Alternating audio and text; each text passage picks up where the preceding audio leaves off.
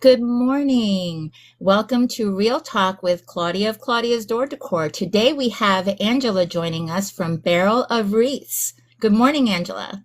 Good morning, Claudia. Good morning, everyone. Oh, look, we have a little friend joining us. No, you're fine. Don't worry. She's perfectly fine. She is part of your lives. She So probably was therefore, trying to it's yell this morning too as she was going through. it's perfectly good. It All is. right, Angela. So let's start with an introduction. Go ahead and let us know where you're located and where people can find you. Jimmy, go on. She's Gemma is part of her lives, just so you know, guys. She's also goes shopping with Miss Angela, so she's So all sorry, involved in everyone. her So business. sorry.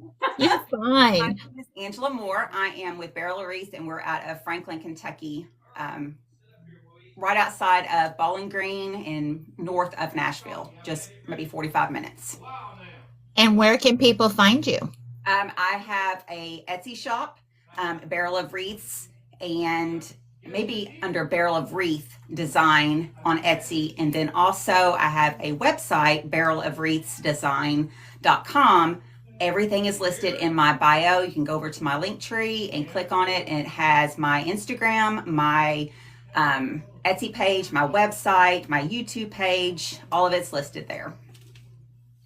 So Grace said in the comments, Gemma has to have all the attention. She But does.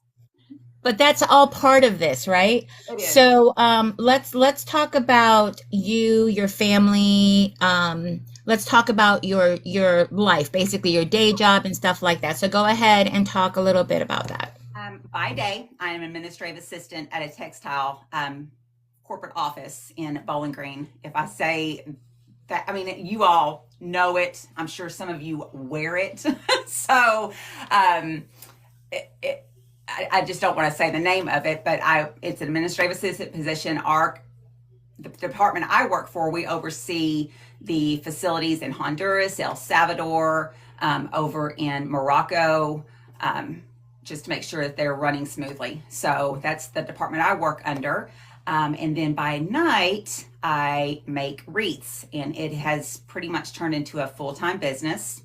We have 9 horses, 7 of which are Tennessee walking horses. One is a 2-year-old, and we hope to be putting in training in a couple of months. He's a little small for a 2-year-old, so we're going to wait another year to see how he grows. And that is Olivia's passion. Like, we just started that.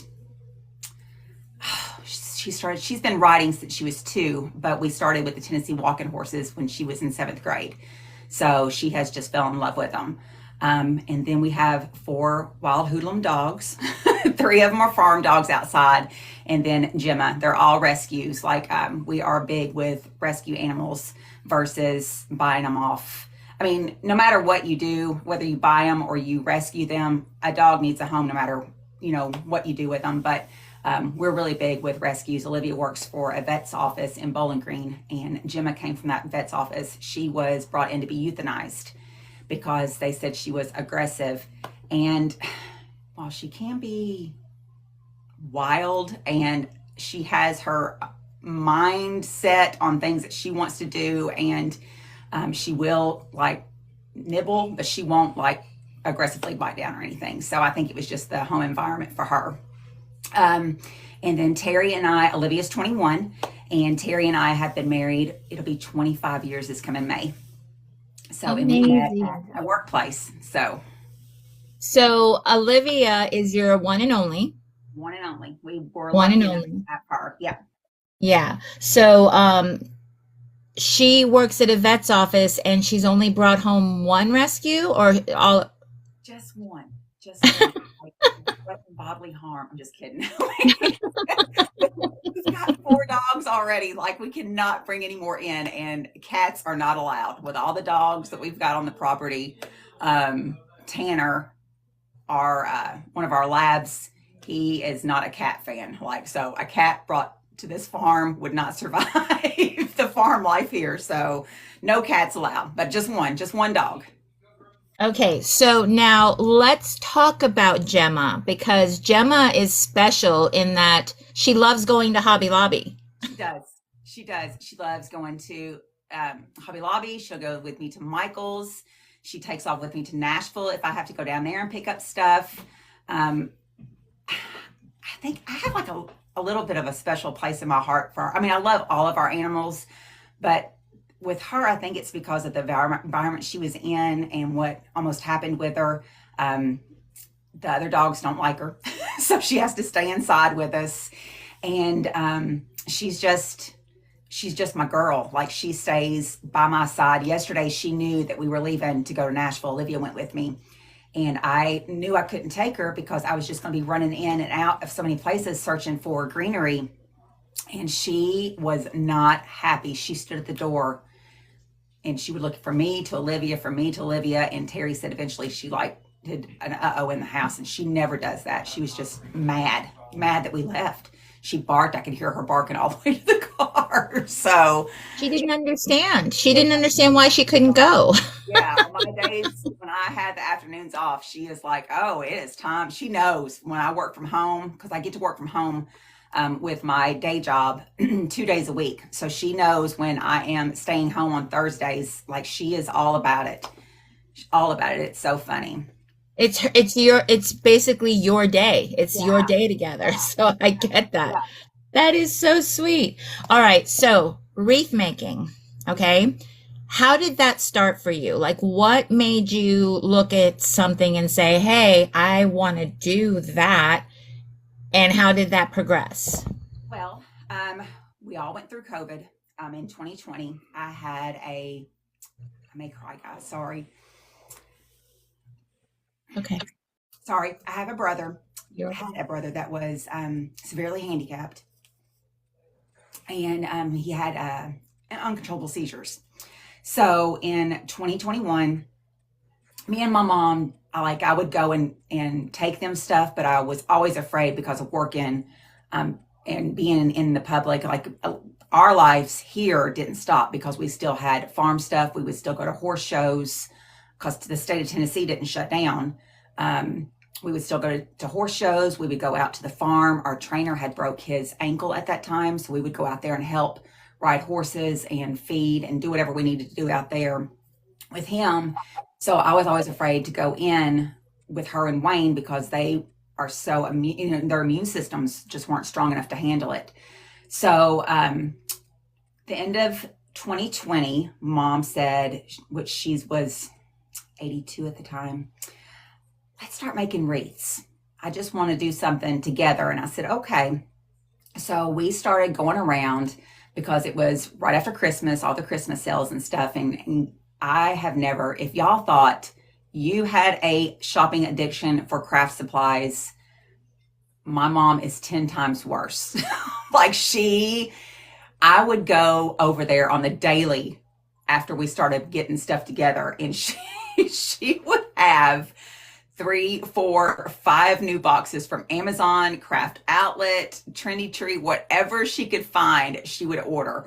Or she would have the girls go out to Hobby Lobby because my brother had caretakers that come in. So they would take him out and she would say, stop by Hobby Lobby for me and pick this up or this, that up. Or can you take me to Hobby Lobby when you go out? So she was so funny. So we started just kind of doing it as time to spend together. She has a pretty large living room, so we would set up in there.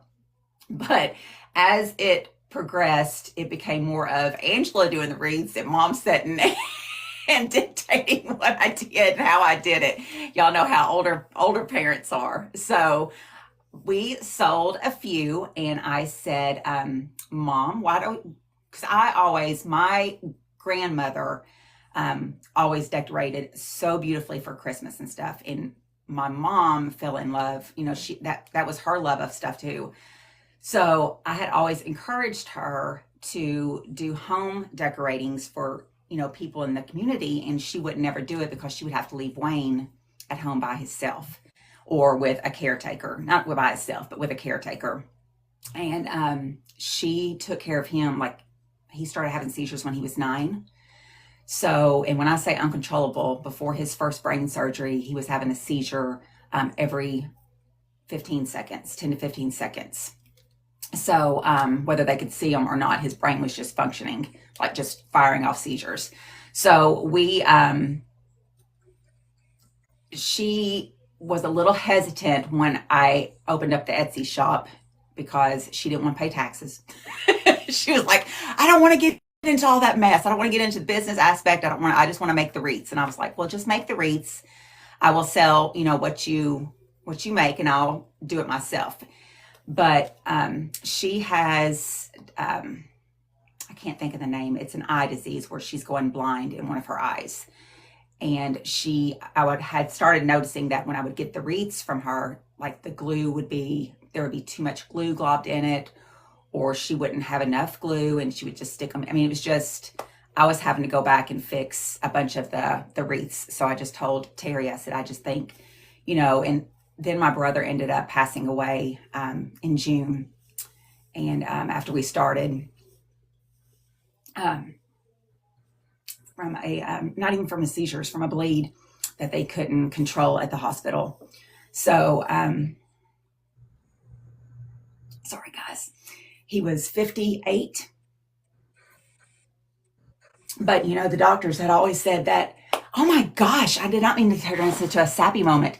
All the doctors had said that You are a safe place here, friend. You are fine. he would never live past his teens, and they proved them wrong. But after he passed away, she just she's in a depressed state. That was her world. And she didn't want to do anything. She doesn't knit anymore. She doesn't, I mean, she got her little dog, and that has probably become the best thing that she's got to kind of keep her entertained, and something for her to do, because she was just sitting day by day at home. She had gotten so used to, I would say, probably 20 years worth of caretakers, because she took care of him by herself up until she was like 73, before she had her open heart surgery. And then even then, she would send the girls home at night without telling us and try to put him in bed. She fell one night, broke her back. So after that, she really couldn't do it anymore. But she's a stubborn one. Like, she was going to take care of him regardless of what was wrong with her. She wanted to make sure that Wayne was taken care of. So after he passed, I just put all of my energy into promoting it more with Instagram and on Etsy. And I did my first market in the fall of 2021. And that's where Sylvia, our beaded frame wreath, was discovered, was created. So Now, did you start off by naming your wreaths? Have they always been named? no, I did not. So when 2022 started, I told Terry, I said, I've got to figure out something different, because you all know it's hard with social media getting your name, getting it out there. The reels that you create, you feel like it's like you're not. Hi, Gemma. You don't feel like you're going anywhere. You feel like you're stagnant with the internet, with the social media. So I told Terry, I said, I got to figure out something different. And my friend Casey with Casey .co, I think is what it's Casey. I can't even remember. I have to think of it later. But she, on Instagram, she makes beautiful wreaths, and she names every single one of hers. And I thought, that is so unique. Like, it kind of gives them a personality. So when I created Sylvia was the first wreath that I named, because she had already started, I had already started getting several orders for her on Etsy. And I thought, I'm going to try opening up my Instagram shop. And I did a reel, what should we name her, blah, blah, blah. And then I gave her I just really investigated and dug and looked to see what names I thought would be perfect for her. And Sylvia, I believe, if I remember right, means green. Like, it's green. Yes, kclee.co means green. So I thought, that's perfect. Like, it's just a cute name, Sylvia, you don't hear it very often anymore. And I after it seemed like after I named it, I had my first reel go viral, and it was all over with. Like my Instagram page blew up. So it's just funny how, giving them a little bit of personality kind of helps. I don't know. It just helps, I think. Right. Does anybody have any questions right now for Angela as we share the story? She shared a positive viral, but we're going to share a negative viral that happened recently. So go ahead because it's based on Sylvia, right? So we're going to go ahead and talk about your recent viral video and just talk about like how that made you feel and how you handled it. Okay. So with, um, we had a wedding venue reach out and we made they wanted a 48-inch Sylvia. Well, we did a 48-inch frame, but by the time we add the greenery and stuff, it ended up being like 58 inches, 56, 58 inches. And with that size of a wreath, you cannot ship it regular parcel. You have to send it by freight. And freight cost is anywhere from 400 to like, that's just 8 hours away from us. Like, I think it was like 450. But if I was to ship that thing to California, freight would have been, I would say probably closer to $1,000 because just a 28 by 28 by 6 box to send to California is like $40. It's crazy.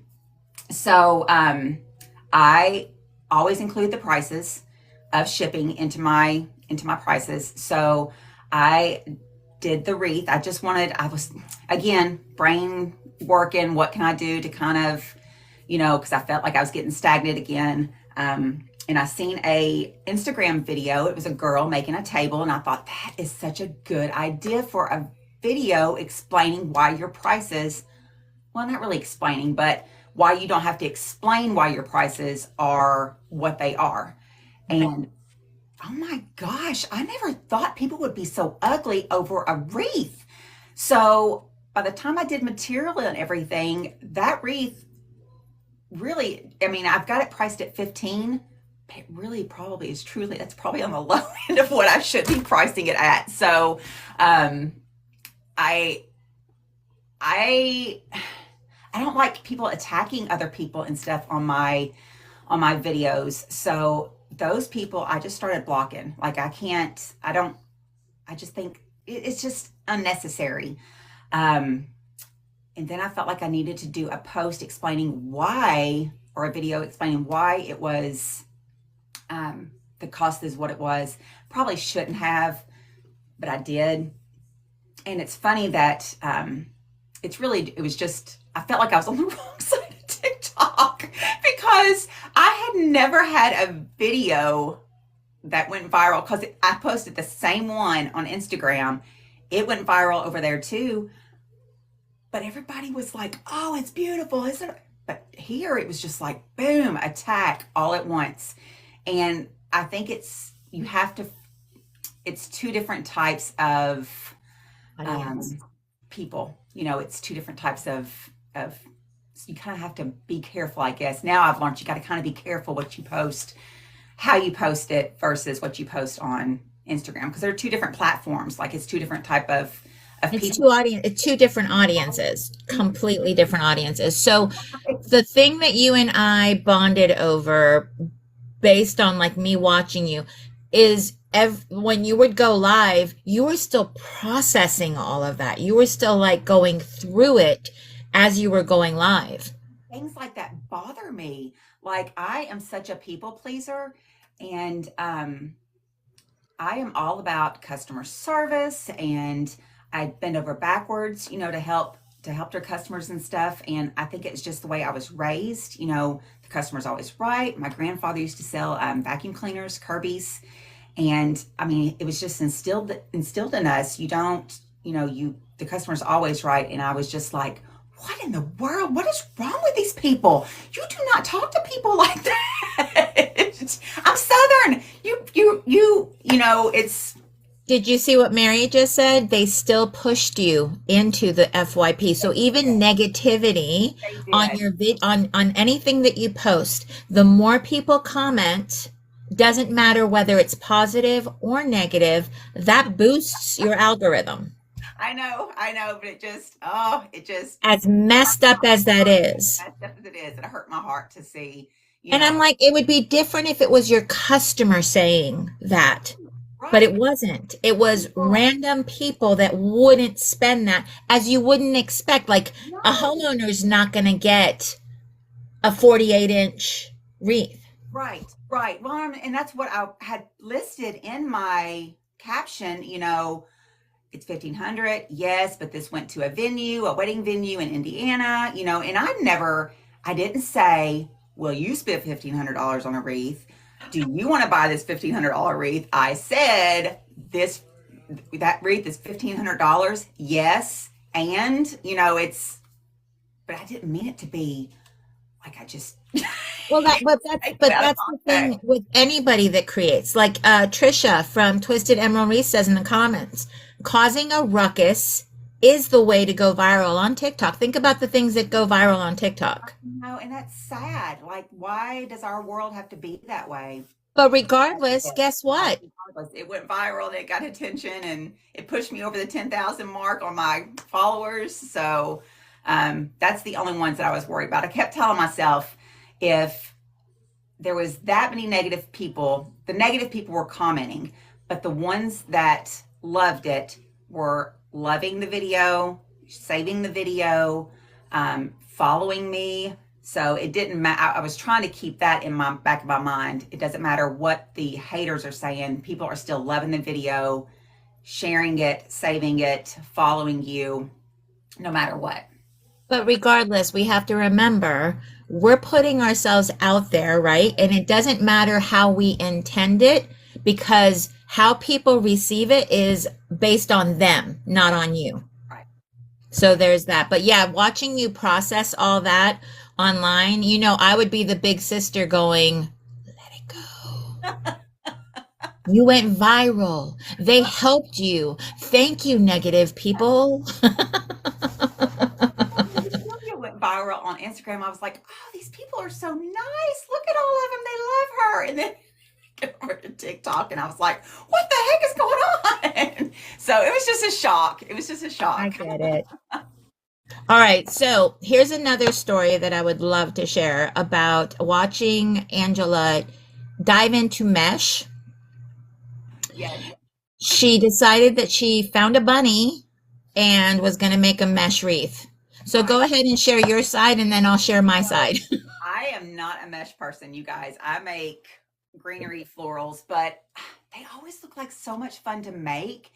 And I know that they're not easy to make, but I thought this would be so much fun. I had just done a Valentine's mesh wreath and I didn't do it on camera. I don't even think I filmed it. I think I just did it myself and just to kind of try to figure out how to do it, what I'm doing. And I thought, I'm going to do this bunny on live and see how it goes. And if there's people out there to help me, they can help me. If not, I'm just going to figure it out and go from there. So I got those really cute stinking bunny heads from Dollar Tree. And I had all of my material picked out. And I had no idea what length I needed to cut the mesh. You asked Well, me. I cut it. I started cutting them. And then I thought I was doing the pinch mechanism correctly. Is that right? Is that what it's called? I don't even know what it's called. The pinching mechanism. So let me take this a little bit, and then we'll include you back in. So I walk into her live, and she's like, "Good, Claudia. How long do I cut this?" I'm like, "Mesh is cut to 20 inches," and she's like, "Okay, I got that." So she starts cutting her mesh. Next thing I know, she's picking up her mesh and she's doing the curl and cruffle, right? So she's doing it on her chest like a pro, like she's been doing this forever, right? But then she was doing where you gather it in the middle, going this way from the curl. She was taking it this way and putting it in the wreath. And I was watching her, right? And we were all watching her, not saying a word. And she's putting it in and she's trying to fluff it up. And then she looks at the camera. She goes, "Am I doing this right?" And I said, "No." Somebody said, what method are you doing? And I was like, am I not doing this right? I don't know what method it is. I was just doing it. So We it's laughed so so hard. Now, mind you, she couldn't see me, but no. my goodness, it was so funny. So then Claudia decides to leave her alone. Big mistake, guys. Don't leave her alone. I come back after a while and I'm watching her, and she is like cutting these big pieces of ribbon out of the ribbon she had already put in the wreath. Go ahead and tell them what happened. So I thought, okay, 20 inches of mesh. And with the Valentine's wreath, in my defense, with the Valentine's wreath, I did like 10 inches, maybe. And they were so small. Somebody still bought that thing and they love it. But they were the ribbon really doesn't stick out of it. I mean, you can see it, but it doesn't like stick out beautifully.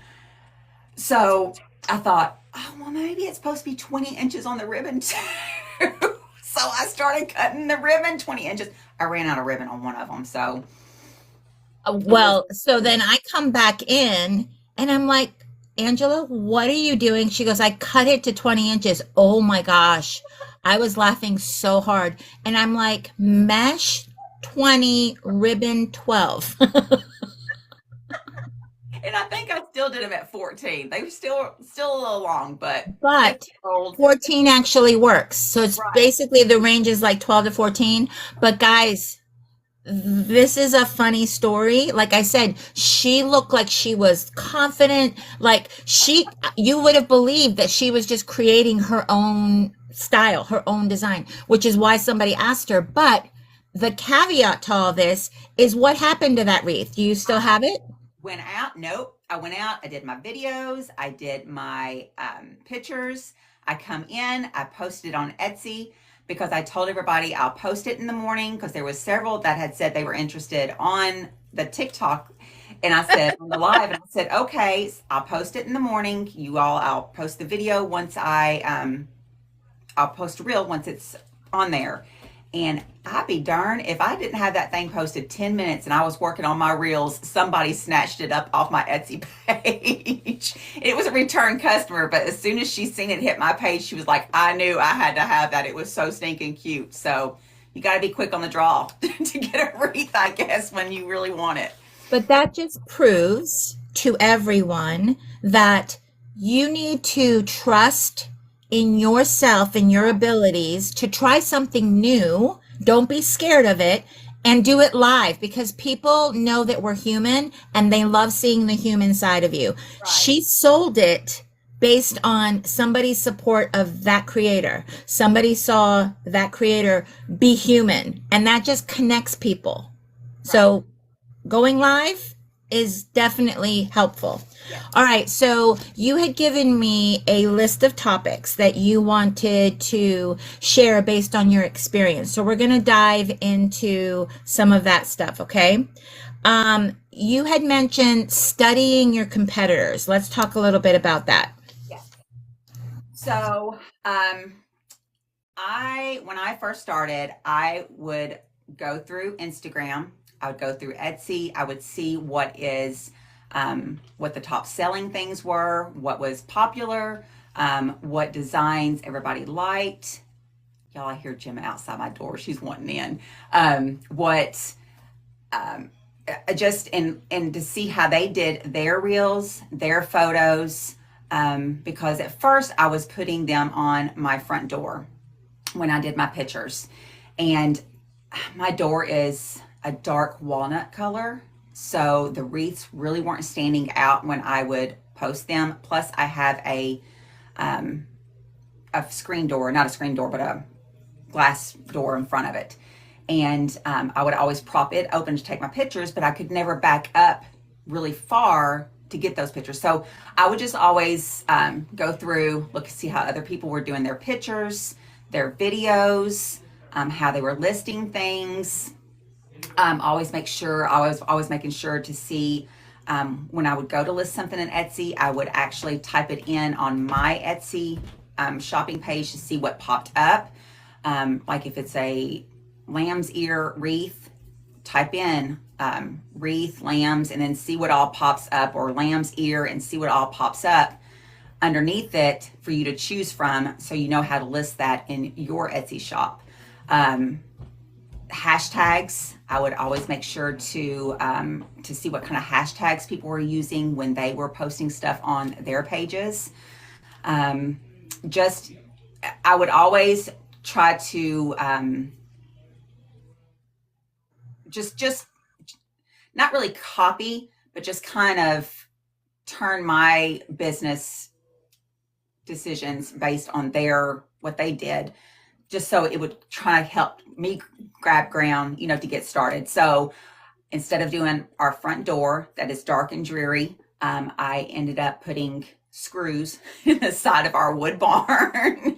And there is screws on every side of our barn. So no matter what time of day it is, I've got shadow, because I do not take pictures with the sun beaming straight on the barn because of all the shadows that it causes. So I wait until there's shadows on the barn, the shadow from the sun, and I'll take pictures out there. I've now got a door that I take some pictures on. So I still do pictures on the barn, and that's what is the first picture people see on Etsy. And then I'll take pictures on the door so they can see the size and stuff of it. Because it's So hard. that was market research. Yeah. You did your market research, right? Right. And you got inspired by that to then create what you do. Yes. So you're seeking influence, like Mary said. Yeah. Yeah. Yeah. So Mary said she found you by doing the same thing. That's how she found you. Aww. So she found you on Etsy and then came over to TikTok. So she found you doing her market research. It helps. It's big help. So here's a question, because you did call it competitors, right? Right. I call it just people doing the same thing that I'm doing. It's what Right. every company does, guys. It's what every single company does, okay? So how do you stay away from the copy thing so that you're not basically cookie cuttering what you're doing based on what you've seen? Like, what is that thought process? So I try, like with the beaded wreath. Casey over in Instagram did a lot of beaded wreaths. I liked the beaded wreaths. I think they're unique. They're really pretty. But I didn't want to copy her. I just don't feel like. I feel like if you're going to create something, it needs to be your envision, what you vision. And I didn't want to copy her, but I liked the beaded frames. It's just like a grapevine. I see a grapevine wreath and I like theirs, but I don't want to copy it. Does that make sense? So I always try to go around. It's like the drooping wreaths. There's a ton of these out there, but I always try to find something that I can use that would make mine look different versus what theirs looks. I've had a lot of issues with some of other wreath makers trying to copy Sylvia. There was even one girl that doesn't even make wreaths on Etsy. She had watched a few of my lives on TikTok last January, and I remember her. I've not seen her since, and I've blocked her since, but she had started posting Sylvia on her Etsy shop. So I kind of take offense to that. Like I don't. We all have our own creative sources within ourselves. So there's no reason to copy another creator's work. Like, it's just like the bunny wreath. Like, we can all make mesh wreaths, but we all don't have to make the mesh wreaths the same. Like, everybody's different. And if we were all the same, people wouldn't be buying from everybody. It would be, not everybody would be doing. How am I trying to say this? Let me interject and see if I'm picking up what you're saying, okay? So learning techniques is learning a technique. Right. It's not necessarily saying you have to use exactly what I use. You don't have to use the same material, the same everything, right? Right. And as an individual business owner, why would you want to copy somebody anyway? Like, why wouldn't you want to be unique? Like, why wouldn't you want to stand out? So, and this is why people do copyright things. This is why people do protect themselves, because Just because somebody has a great idea and they've taken off with it doesn't mean that you have the right to go and take that idea and make it your own. Now, mind you, I know several people that do follow techniques. Like they watch people on YouTube and they follow their tutorials and they make something. Now, let's just say this individual wasn't ugly about it and instead said, look what I made inspired by.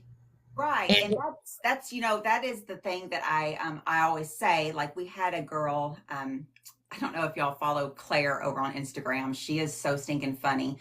She's another wreath maker over there, and she had sent me a message right after Sylvia had went viral, and she's like, "Girl, this girl is claiming she has created Sylvia. She made one, and you can tell there's a big difference between the two."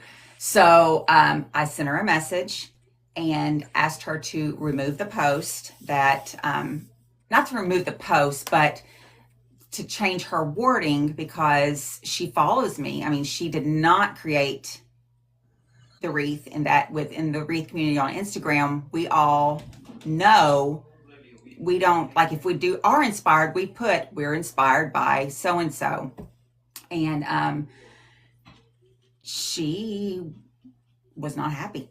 Like, but that's the difference, guys. so yeah, so Angela's not saying don't make a beaded wreath or don't use my technique. What she's saying is if you do get inspired by me, give me credit. yeah, Give me or credit.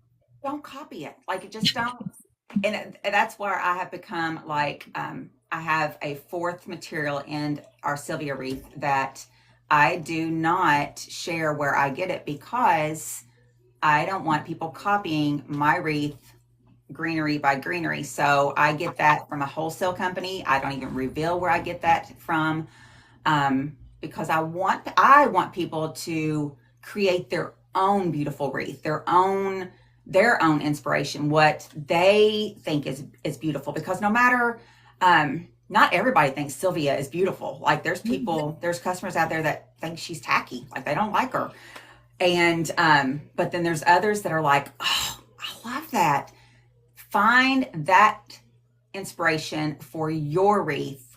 I think it's really important for you to have your own unique individual wreaths personality, because if you are copying, people know. I mean, they know they Sylvia is, everybody doesn't know about Sylvia, but there's I know there's 300, 400,000 people on Instagram that know Sylvia. So They know who people Sylvia know, is. Yeah. people know, right? People know on Etsy because she pops up under, like, if you type in beaded wreaths, she is the first thing that pops up. So people know. But you've worked hard. You Yes, have worked hard to make that happen. That is why it is what it is. It's not because it just happened.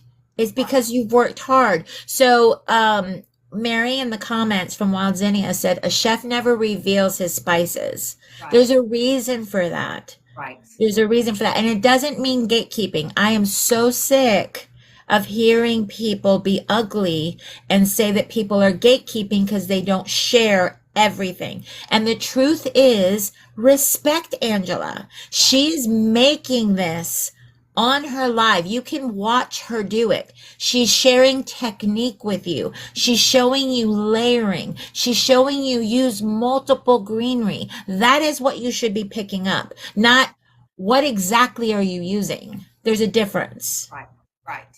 Yeah, I like that. All right, so we went from looking at people who are doing the same thing that you're doing. We talked about being unique. So you also shared and wanted to share about making your content unique. Yes. So go ahead and share about that. So um, that's where, like on Instagram, I am constantly scrolling through reels. You have to, even though you need to do a unique video, you need to also follow along with what is popular. Does that make sense? Like the music, the sounds, the voiceovers. So there was the reel that went viral on Instagram with Sylvia. It is a fella, and he goes, "Oh, how does he say it? That's stunning, absolutely beautiful," or something. And I mean, that's all. I mean, it was just a quick in out of the picture, video of her and him, and it was just maybe a 7-second clip, if that. I try to do short burst of clips, and sometimes I will do a how I made this wreath reel. I mean, it just depends. You want to find your niche and what works for your page. Me sharing how-tos, like me making the wreaths in fast mode, may not be what grabs people attention that follow on your page. So you just got to kind of find what works for you. There is, I try to do several different things. I'll do just the video of the wreath. I'll do me holding the wreath. I'll do me making the wreath. I'll do silly videos every once in a while. I'm really getting back into that because I had gotten so busy over the past 2 years. I did not get to do just silly reels like, me voiceovering, You something. grabbing your bag of Hobby Lobby, driving with your glasses on. Yes, Oh my word, yes. that was I, hilarious. I haven't got to do that stuff in so long. You guys, I waited until I got to the end at the red light. So, because I knew where I was going from point A to point B to that red light. It was so busy. So I waited until I got to that red light. I grabbed my Hobby Lobby bag. I had the camera going the entire time I left work and could get that opportunity for that video. So once I got to the end of that light, nobody was hurt.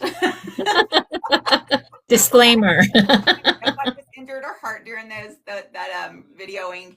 And I drive with coffee in my hand all the time, so why not a Hobby Lobby bag? So I thought I've got to get back into doing that kind of stuff because I enjoyed doing the silly stuff too, not just do an array of videos because people get bored with seeing the same things over and over and over. So you stay on trend, basically. You pay attention to the trends. You pay attention to what's popular as far as like the clips people are using or the music people are using or those little sticker type people that are talking and moving at the corner of the Right, videos. right. Yeah. Stay on Yeah. trend, but I make it unique to my business, to the wreath business. Right. So, That's why we enjoy watching your videos and why they go viral. So oh, that's fantastic. Okay, so you also talk about the costs of your items. So the things that you go and buy. You wanted to share with us how you recommend cutting costs where you can. So how do you do that? Um, I look for deals wherever I can find them, whether it be if I go to Springfield to visit our friends out there. Um, Me and Kia will take a day. We'll go shopping at their Michael's, their Hobby Lobby, or I'll go to even like to Kirkland's. You guys, you don't think about Kirkland's or Home Goods, Joann's if you have one close. Those type of places. Look for the deals. When I went to Springfield last year, I am big into buying like the garland that has the angel hair, angel vine, whatever it's called, because I like to use those on the beaded wreaths. So those are not cheap, but if you wait, because they don't always sell, like those stores will have those until they just do them away in the trash. So, like yesterday, I went to Joann's in Nashville and I found 6 or 7 of those garlands. They had been $30. I gave $6 a piece for them. And that's worth it because in the end, I will probably get like 5, maybe 3 to 5 wreaths off that one garland and sell. So I'm actually turning around and making money off that. I took a tobacco basket that somebody had given me for I took it to Gypsy Moon. I put a price tag on it for $100, sold. Like that was 100% profit. So whatever you can find savings, do it. Use the Michaels app. The more you buy out there, really the more you save. Especially if they're having like their buy two get three free. You can still use your 20% coupon on top of that, plus all your rewards. If you have like $15 in rewards, you can use all of those. If they have the 20% plus a 40% off coupon, I mean, you can still use all of those coupons on those sales. So unless it has a disclaimer on it, I would still get my app out and just say, can we scan this to see if it works? Can we scan this to see if it works? Because you need to be able to save wherever you can on your wreaths. I constantly look on Amazon to see if I can find any specials there. I look on, I went to Market a couple of years ago. I bought a ton of stuff from Market, like those blackberry vines that I put in my lemon wreath. Like they were maybe They look $5 real. and they look real. They're beautiful. Yeah. So, yeah, just, I mean, shop the sales. And I know it's a lot, but like I usually take a day. Like yesterday, I wasn't planning to go to Joann's, but we were there. Like when in Rome, you just go. So I was like, let's go see if Joann's has their Easter stuff out. And Olivia was like, okay. So we go, and they had their spring florals out, but they didn't have their Easter stuff out, which really surprised me. But I seen 80% off Christmas stuff, and I was like, oh, they still have Christmas stuff. And I just took off to that back corner, and I seen all that garland, and I was like, I cannot believe all of this is still here, because our Michaels, that garland was wiped out before I could get over there to it. As soon as I they did. have to ask you, do you like shopping? Like, is that something you enjoy? See, that's the thing. I don't. I mean, for me to go in somewhere to look for things, like it hurts my head. It's not innately something I'm comfortable with. But you sit me down in front of a computer and I can click and Yeah. it arrives at my door, I'm all set. But I don't, so I love that about you though, that you are willing to, I mean, you told me how many places you went to? Well, yesterday we got up we left the house about 8:30 yesterday morning. We stopped in Hendersonville. Me and her ate at First Watch for breakfast. We hit the Hobby Lobby in Hendersonville. Then we went over to Madison, and hit that Hobby Lobby. We stopped at Joann's. We did go to At Home Goods in Hendersonville, but I didn't find anything there. Then we headed over to, not Mount Juliet, the other one is on Lebanon Pike. I can't think of the name of it. We went over there and to that Hobby Lobby, and then we went to Mount Juliet, which I have never really been over to the Mount Juliet side of Nashville. And we went to that Hobby Lobby, which, by the way, you guys, if you visit that area of Nashville, that place is huge. It's a big old Hobby Lobby. And then we went to Home Goods, which was attached to a TJ Maxx. And we even went into the Target over there because it's like a super Target. And I started to get some carrots and stuff because they had little white twine carrots that were so pretty but they were, I don't remember what the color end was on them, but I put them back. I didn't get them. It was so funny though. So I pop into her live last night and she's like, Claudia, have you ever been to the Mount Juliet Hobby Lobby? It is huge. You have to go. And I'm thinking to myself, I don't like to shop. But here's the thing.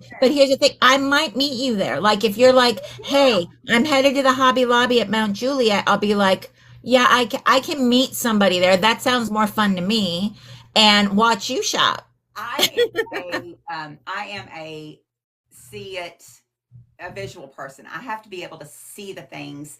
That's why I hate not buying more online from like TMI and I'll buy stuff every once in a while, but when I get it, I'm really pleased with it. But when I see it, I'm like, I can't envision what I'm going to do with it when I get it home versus what I see when I go out. Does that make sense? Like It does. see it, I can feel it. I guess it's like Claudia's husband, not Claudia. Last night on what's her name's Lindsay Lindsay with Eric. Yeah. like she was touching. She's a touchy feely person, and that's I not so much touch, but it's just the visual aspect of everything. I have to be able to see it. I have a video Love on that video. my TikTok page that has me in the floor at Hobby Lobby putting together this wreath, and it's not even it's not even the stuff I picked that I had in that video picked out. It was what I was trying to figure out what to do with this wreath for the customer. So I just I have to see everything, and that's why if I go to market next time, I am not gonna I'm not gonna do a salesperson because I did a salesperson at Melrose, and I didn't feel rushed, but I felt like I couldn't Take your time. explore. Right, I couldn't take my time. I couldn't explore. I couldn't. I didn't want to just start picking stuff because I liked it. I wanted to be able to pick stuff because I could use it. Does that make sense? I could Right. make stuff with it. Well, I already have you earmarked for January of next year to be sure that we go to market together because it would be It's dumb so not much to. fun. It's so It would much be fun. dumb not to. Yeah. And not only that, somebody in the chat said, maybe you can inspire me to shop. And I'm thinking to myself, maybe. But I would love enjoying like what you see in things like learning the florals and why you pick what you pick and how because I watched you work with and I think it was that wreath where you said like you were splitting it apart. It was making your fingers green, Right. right? Right. But you were showing how to push it, how to cut it. And I was like, I could watch this all day. I'm learning so much just watching you. Yeah. It's just, like this material, it doesn't feel real, but it looks real. And it's, see, already green. So, I mean, it's Just just, by tapping it. by rubbing it just then. But, I'm just a touchy person, just like these little balls from Hobby Lobby. I have to see everything. It's a textile thing. Yeah. Okay. That makes sense. All Oh, right. So we went from cutting costs, but I had a question with that. So how do you keep your quality high, right? And keep your price range affordable? Because several people say people in my area would never pay for that. they will. You have to find the people in your, do not lower your prices to make a sale. You will find those people. Those people will find you. I do not lower my prices. You can't. You won't make any money in the long run. Um, I try to focus on. I learned my lesson with the smaller craft fairs markets. I did one back in the fall. She had it set later than it should have been. It was close to Halloween. There was just so much going on, and I maybe sold 3 items. I sold enough to cover my cost of the craft fair that day. And I don't want to do that. Like I want to be able to sell to make money at a craft fair, not to break even. So I try to pick the bigger craft fairs because the people that go to the smaller places, they're looking for deals. They're not looking to spend, for example, Gypsy Moon. It is a high-end market.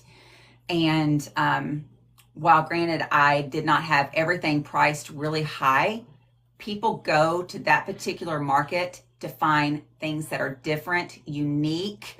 And we had a lady, it turned out that we knew her because her daughter shows walking horses. They've got training, they do training in Shelbyville. And but as soon as she seen, because I had Sylvia on the wall pre-order only, and as soon as she seen her, she bought two 24-inch wreaths Wow. without hesitation. Yeah. So you will find those people. Those people will find you. Do not lower your costs to or your prices to make a sale. Instead, try to find like if you look at Hobby Lobby, make sure that the prices on their website matches the prices in the store because that's not always the case. FYI, I know everybody's making a big deal about the prices in the store not matching. but their prices on their website doesn't always match the prices in the store either. So the Bowling Green store here won't do it unless I do a rain check. They will not honor the price versus what's on the website unless I do a rain check. So you just have to kind of watch where you're going. Like my lamb's ear, I break that apart because the way I put it in the Sylvia wreath. And if I have one leaf that's left over, I lay that to the side because I'm going to put that in the 10-inch wreath. Like my 10-inch wreath is mostly leftover clippings from the larger stuff. Save your stuff. Like I may save a little bit too much of my leaves and stuff, but they're expensive. Like I got a drawer and a bucket full of just clippings. But you're hearing what she's saying. You're hearing what she's saying in the process that she Oh, uses. So she is getting the most out of her materials. right, And that's huge. That's part of it. So right, you kind of, I mean, I wouldn't call it hoarding, but it's wise, right, right. It is wide. right? So like even glue, I know a lot of people use like the Gorilla Glue, but I get my glue off of Amazon. Like I don't use the Gorilla Glue. I'm not paying that. Like I did in the very beginning of wreath making, but there is other glues out there that is just as good as the Gorilla Glue and not as costly. So you just have to kind of, again, do your research, see where you can save your prices. With the economy going the way it is, I told Terry the other day, I said, I hate to do it because pricing keeps going up on shipping and on materials. But eventually I'm probably going to either have to raise the price on Sylvia or cut the foam by just an inch, maybe not even that much, because the foam is pretty, I mean, it's a lot of greenery. And I don't think anybody would notice if I cut it just a little bit. I don't want to be that person that, you go to the store to get or you go to a restaurant and, you order Portions get smaller. portions at Red Lobster, like the baked potatoes like this big. Like it's not a baked potato. It's just like a spud. Like it's just, I don't want to be that person. It's the But potato reject. it's like, where's the potato? Like the commercial, where's the beef? Where's the potato? That's fantastic, but it's so true. So these are things that you need to think about. So let me ask you this, because I know that you include shipping because it is a good selling point because people want to know the complete price that they're paying at checkout. They don't want to think about, oh, but shipping's going to be added to it. So that is part of your pricing process. So like you said, the economy and the way that it's going and the way stuff is being more expensive for you to use, I think it is wise to think about how you can still give a great product, Right. but still not lose anything in doing that. Okay. So I've watched the intricacy of how you cover the back, like you cover all the mechanics, like you are a professional when it comes to that. And I love that because it's important that you think about the finished look, Right. Right. right?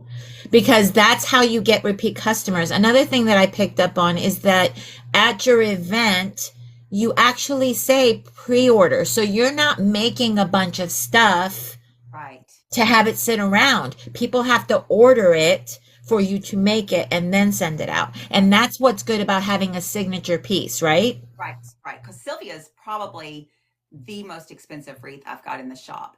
Um, like the 24-inch is, I think, 195. I've got it at. Or maybe 225. I can't remember, but she is our most expensive one. So I tried not to take a bunch of her because I knew people would want more of like the Christmas wreaths and stuff. So I really enjoyed that market this year because it kind of gave me an idea of what people are looking for going forward with wreaths. Natural, like they're wanting the natural look right now. It's just, some people like the mesh. I mean, everybody's different, but if you're going to make a floral wreath, it needs to be natural looking. Ribbon's fine, bows are fine. But they're really liking the greens and stuff. I don't know why that's so popular right now, but it really is. But So here's the thing with the natural, that means that things don't look always perfect. It's kind of just flowing and falling. And that's what I've been learning watching you make your wreaths is that you do pay attention to that. You bend something a little. You open your florals up. You make sure that you're using all the material to make it look more like that's the way it grew. right, right. So that is part of like the allure to watching you create is it you make it fun though. You've Uh, always made it so fun to watch you. I So try. thank I you don't for want to be being a boring fun. old 40-something-year-old woman on TikTok. I want to be, I just Okay, have if a you keep personality. saying that, I might need to smack you and get it out of my system because I'm 5 years older than you. So I'm like, I'm just gonna smack you once, and then I'll feel better. I'll feel better about you stating your age. I'm just saying because I'm like, I'm older than you. Still feel like I'm 28. Like I still That's feel like I good. graduated high school like 5 years ago. You just don't like your mind, y'all. When you get older, you just don't think that you're getting I say I'm in my second teenagehood. I'm currently in my second teenagehood, and I'm enjoying myself. So right. carry on. You don't have to stay. You can move along.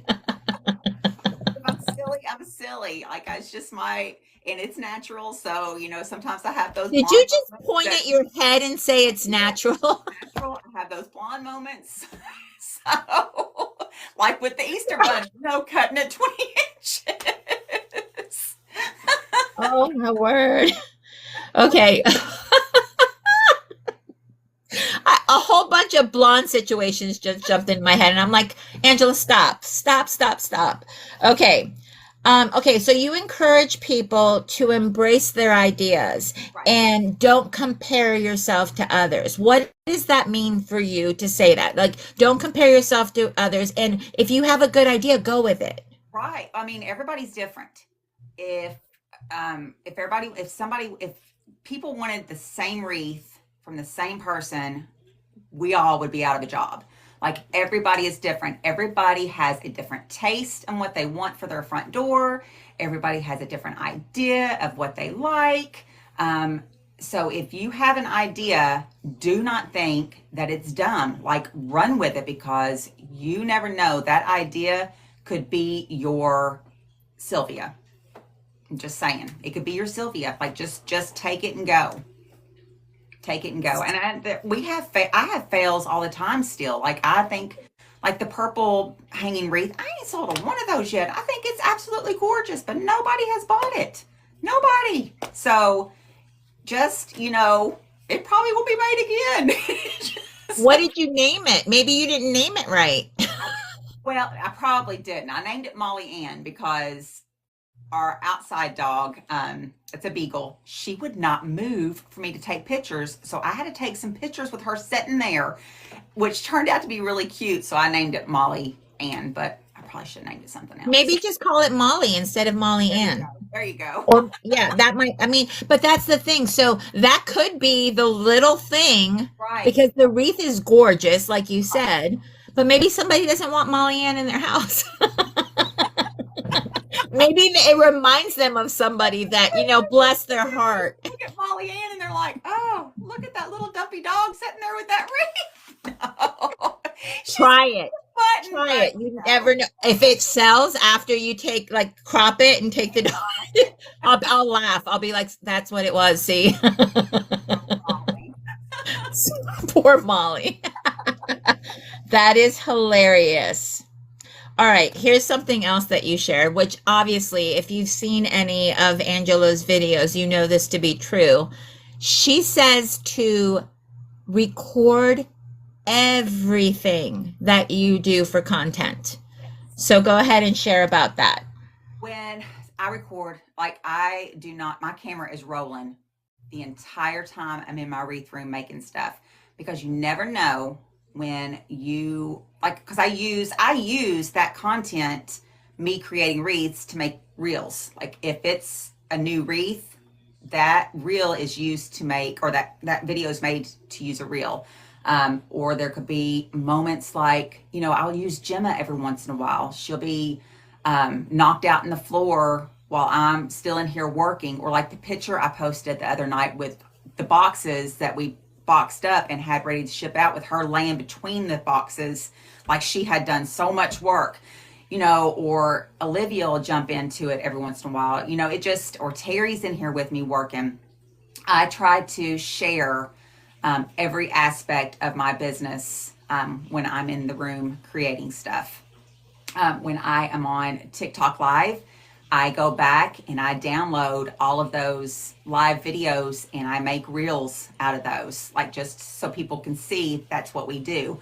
I will go to a market, and if Terry's carrying stuff out, I am videoing him without him knowing. I don't get his acknowledgement. I don't get his signature. I don't ask for permission. I Well, just he did that when he married you. Does he not know that that's part of it? Like you said I do, and you do. So if like we're setting up at a market, I am constantly videoing us getting set up. I'm videoing him. I'm videoing Olivia. I'm videoing the venue. I mean, I am constantly, and I think my niece works. She is the marketing director for Pink Lily Boutique. I don't know if you all know who Pink Lily Boutique is, or Tori Gerbig, but you need to read her story. She started Pink Lily in her home, a not even a 1,500 square foot home, maybe 1,200 square feet. It was tiny, you guys. And Merritt is married to her brother. She was dating Clint at the time. So she would go over there and she would help Tori package up clothes and stuff. And then she pretty much started working for Tori full time while she was going to school. And then they had to move it to an office building because Tori was outgrowing her home. And then they had to move it to a bigger office building. Then they had to move it to a warehouse. And then she ended up building a warehouse. And then she's built a bigger warehouse. I mean, they just keep adding to their, how do I say, she's great at marketing. Like Tori is just, she's really good at what she does. And so I would take advice from Merritt on how to post the videos. When I posted them, they say hashtags on Instagram are out.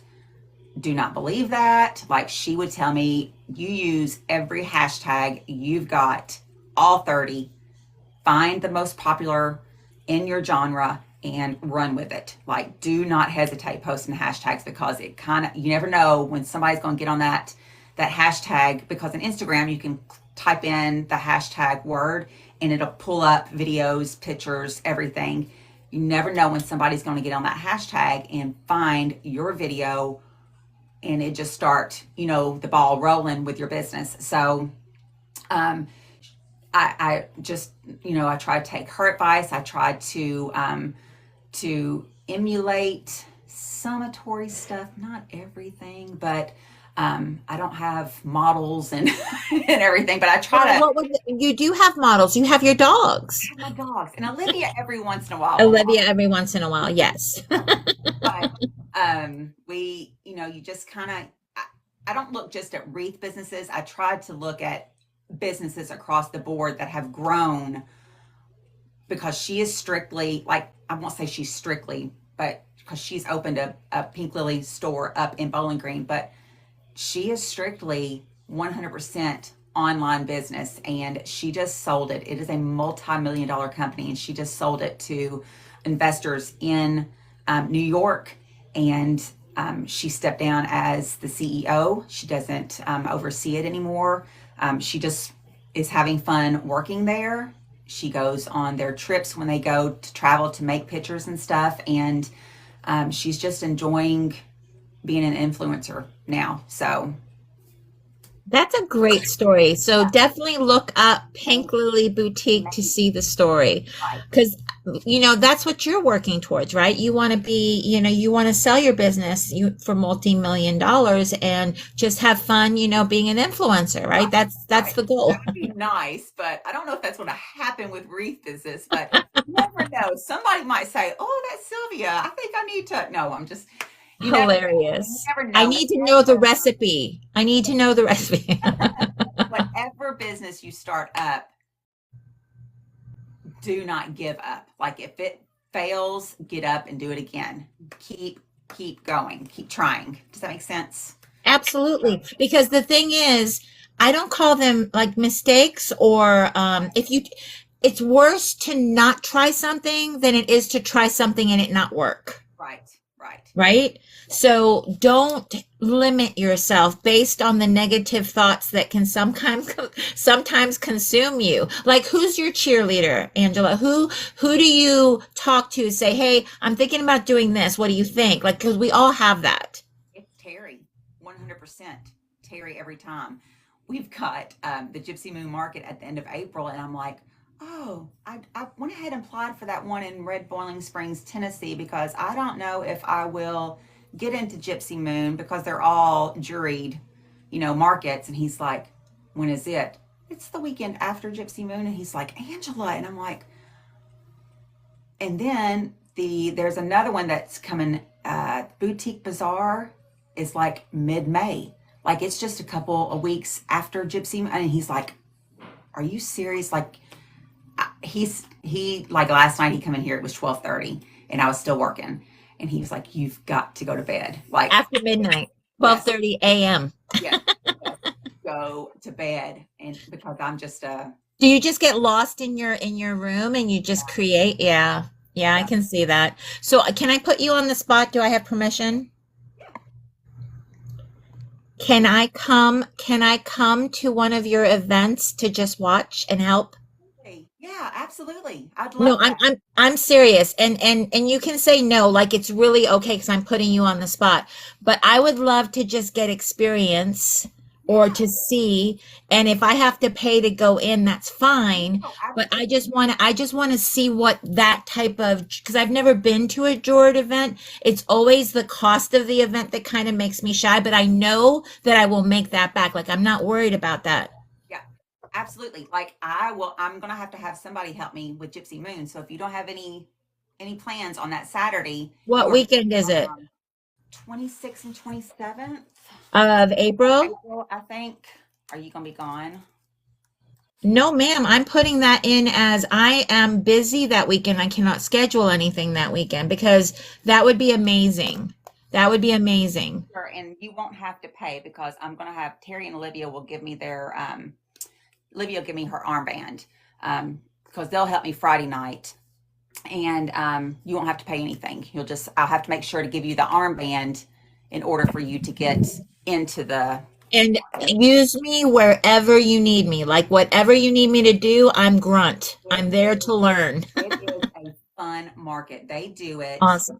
They start, I think, on Saturday. They start at either 8 or 9 o'clock in the morning, and I'll have to look for sure. But and then it's like a 3 hour session. People get to shop for only 3 hours, and I think that's what makes it so interesting for that That market. is interesting. Because people get scared that their stuff they're not going to get to it or that it's going to be gone. Because like Friday night is opening night, and that those tickets are more expensive for people because that's you're the first one in there to see what there is. Um, so Friday night's always interesting. It was, I feel like, probably busier for us, but Saturday people paid again to get in on a Saturday to come and get what they seen on Friday before anybody else can buy it Saturday afternoon. So what I'm hearing is that you recommend people do juried shows because not only do you have to pay, but the people coming in have to pay too. Yes, yes. Okay. Okay. Jiffy Moon's not cheap. It was not cheap to get into it. But I think it's like $10, $15 for a customer to come in and shop. And everybody's like, that is crazy. But you guys, like the stuff that you find in there, it is so unique. There is an antique store that sets up, and they, at Christmas, like he had the old time Santa Clauses that you used to see in the 70s set up. When Olivia and I went out there on Saturday afternoon, like before the last session, because they do it in 3 hour sessions, 9 to 12, 1 to 3 or 4, and then 4 to whatever. I can't remember the times, but um, when we went out there Saturday afternoon before the last session, all of their stuff was about gone. So it's no telling. Like people stay when they come to spend. Like that Yeah. is there that they come to Yeah. that specific market. So, They Angela, thank you. I'm excited because this way I can go get a feel for it without, putting myself out there. And like I said, I will do whatever you need me to do. I'm there for you to help do all the things. I'm a good worker. I usually just kind of, unless anybody's got a question, I usually kind of stand to the side and let them just kind Yeah. of, you know, look around and see what they got. But when it gets to be like three, four people are standing there asking questions, that's when I get a little, I don't want anybody to walk off Right, that right, could be a right. potential. Oh, absolutely. No problem. I would love that. And thank you for allowing me to put you on the spot and for saying I can come. So funny. Okay. So you said that staying on top of your finances and keeping them separate from your personal is super important. So can you share a little bit about that? Um, I'm really bad about that. Like when we started this, Terry was still working full time at his business where he's at what that he's at now. He's doing consulting work out there now. They let him go to bring him back to do consulting work, 40 hours a week. Um, but I was worried, like we were worried. We've got 9 horses. We had a horse in training. Olivia is starting college. Um, I don't make as much as he did as administrative assistant where I work. So when we started this, I thought I've got a year to get this up and off the ground and get it going. I kid you not, you guys. As soon as it took off is when he got laid off. Now, granted, he got a severance package and everything, and we've really been okay, but there's times where we ended up having to use what I had, and I wish we never touched it. Like you don't like I wanted to keep it separate. Don't unless if you are making enough that you can start paying yourself a small salary, do that. But in all, I would keep it separate. Use what you need for your supplies. Don't overspend on supplies. Maybe when you go out, that's like this year, I am so focused on trying to use what I've got versus buying new stuff. Use what you've got. Maybe once a week, once every 2 weeks. If you've got enough, you can add a new wreath to your shop, but just start slow. Don't try to I don't know how I'm trying to say this. Don't overspend. Don't use it for anything else other than your business. Keep it separate because my goal eventually is to try to build because I'm in a little bitty room like this. Like my door is like right behind me. Like my table's right here. I can reach out and touch it. Like eventually I want to be able to build a large enough building that Terry can work in one corner with the door hangers and stuff. And I've got a whole big section for my florals. Just save every penny that you make off your wreath business. So that's my goal this year, is not to touch a dime that goes into my Barrel of Wreaths account. So you can read the chat, right? You can read the chat on your side. Monetizing. I'm trying. I don't know enough about that side of things with social media. I'm learning that right now. Like I'm literally in the process of learning that because that does become passive income when you do a tutorial and sell your tutorial. That does become passive income, and people do want to learn what you do and how you do it and techniques and whatnot. And it doesn't have to be an expensive tutorial to continuously go cha-ching, cha-ching, cha-ching. Right. So, yeah, so we need to talk more about that because like I said, Kevin is buying me a camera. where I can do zoom ins, where I can do all kinds of things while I'm creating. So maybe I can also share what we learn with you, and that way we can monetize you, because that's the thing. Passive income is huge, guys. No Right. matter how you look at it, any way that you can make passive income, do it one and done, and it continues to make you money, that's a good thing to look into doing. Right. So it doesn't matter what business you're in either. It does not matter what business you're in. But I agree with what Mary said, is it's time to make tutorials to monetize those. So That's why, that's like, something to think I about. had never done the YouTube page, and I thought I'm finally going to start it. It's raining again today, but I'm going to go out there and clean off my patio and show off my bunny topiary. And I even had people last night asking, would I make those and sell them on my website because they were interested in them. So that's something else. It's just a lot, y'all. When you work 40 hours a week and then you're putting 40 hours already into, like, Plus, I probably put 40 hours a week into my wreath business. I'm exhausted by the end of the day. Like, it is, it's a full time.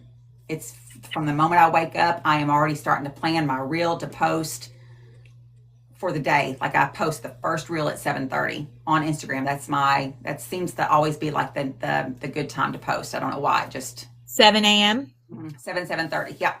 Okay. So, That's good. And you're in Central Time, so you're the same time zone. right.